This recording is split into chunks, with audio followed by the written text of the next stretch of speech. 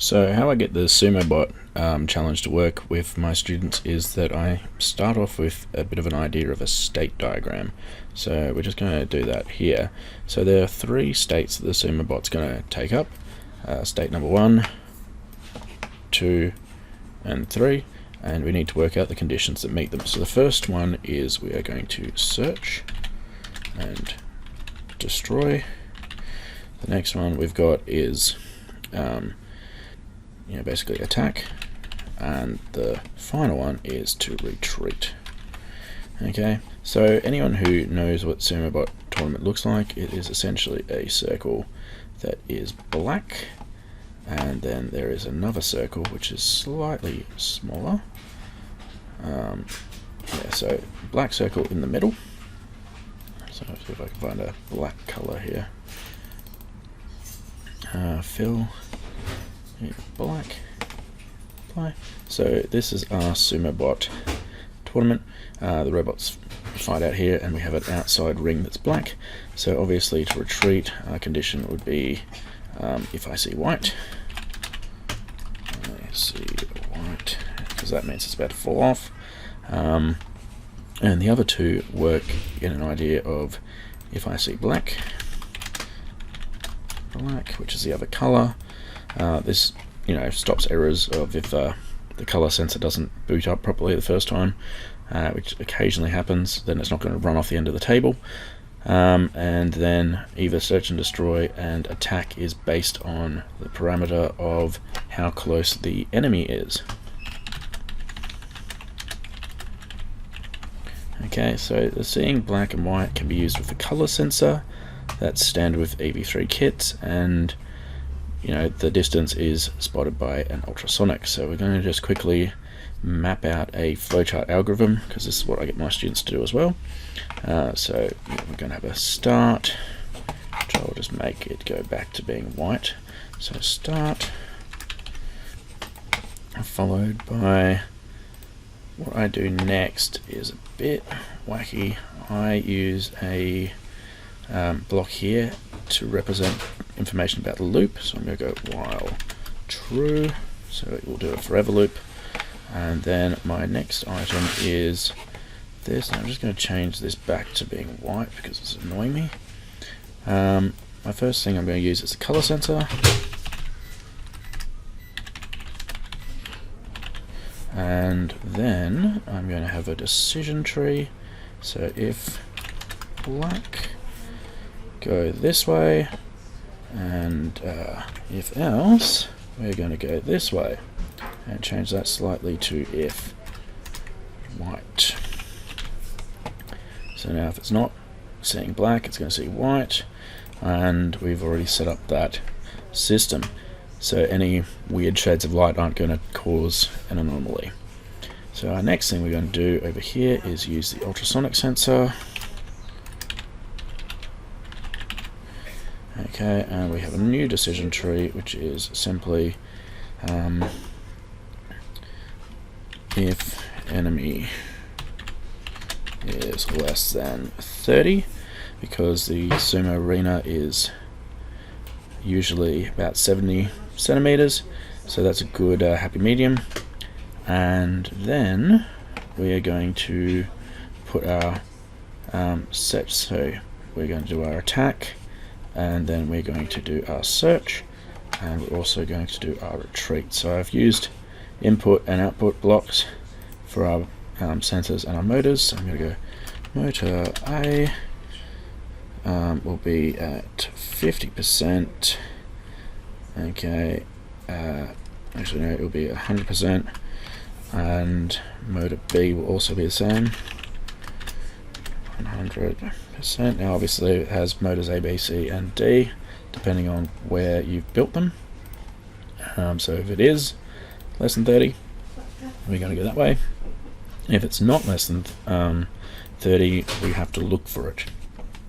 So we've got to make one wheel move forwards and the other one either go backwards or stay where it is. So I'll just go motor A is 50%.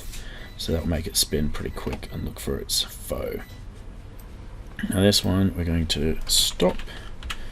first step, and then we are going to make our motors. So motor A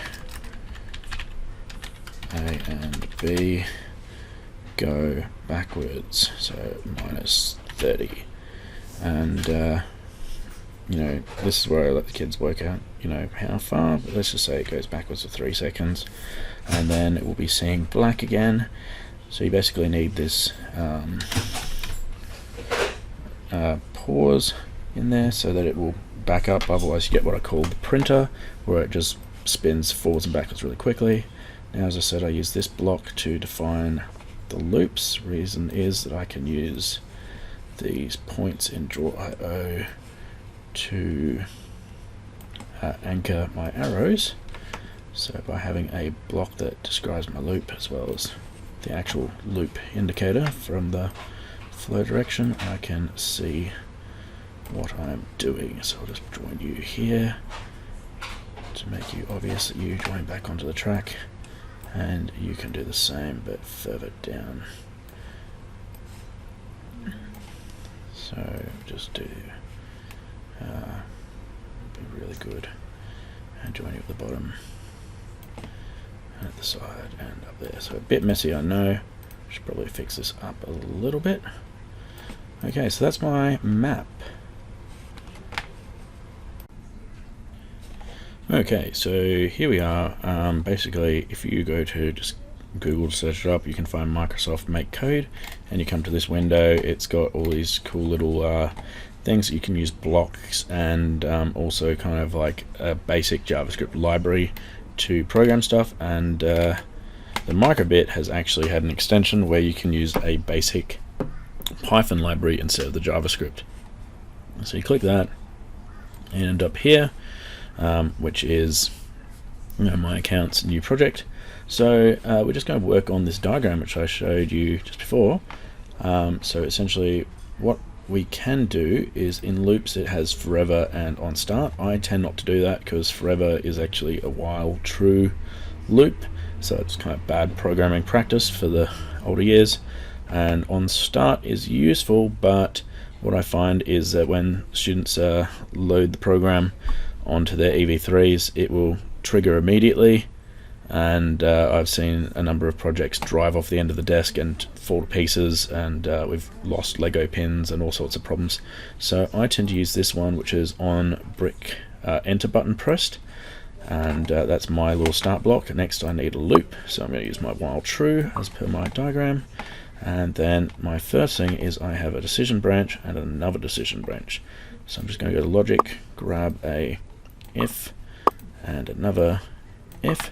So I could do if and if else, but sometimes I find that the EV3s take a while to click through their loops, so I find this is a bit better.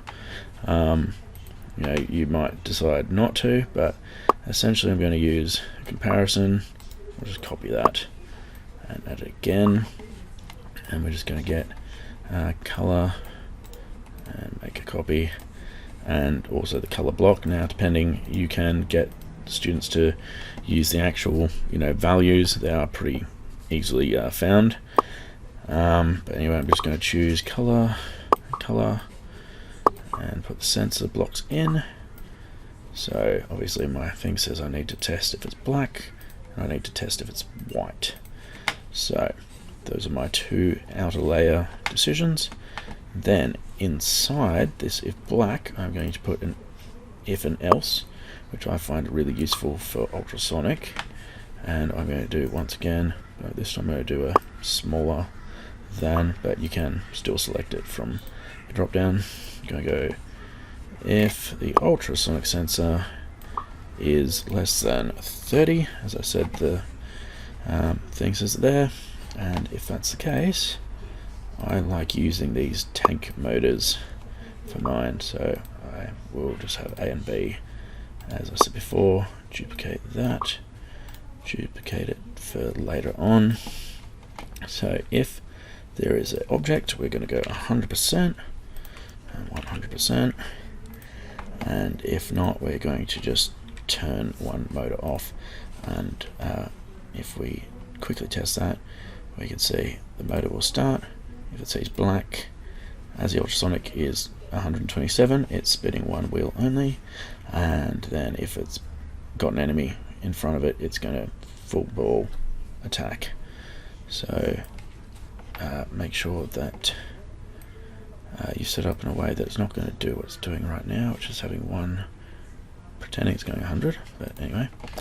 And then we want to have our let's do stop all motors. We're going to go backwards, so negative, we say negative 30 and negative 30 for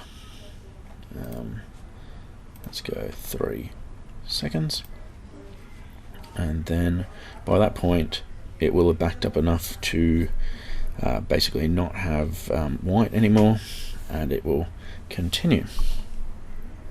And that's essentially the 3 states of a sumo bot. Now you can extend it anything you want. I had one set of students who had this called block run in parallel, and what they did was they had the tank motors charge, and they had a wait block for 2 seconds, and then after that they had another motor, which was the small one on port C, would run at 50% for 4 rotations, and what that did was it actually made a little forklift pick up the enemy.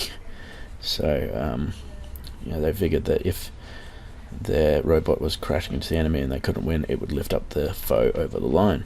And that's how you put together your sumo bot challenge. So we'll just double check this. And black, and with both of them, and with one again, and white, and then we can see black, and let's see 1, 2, and this little guy turns on after that.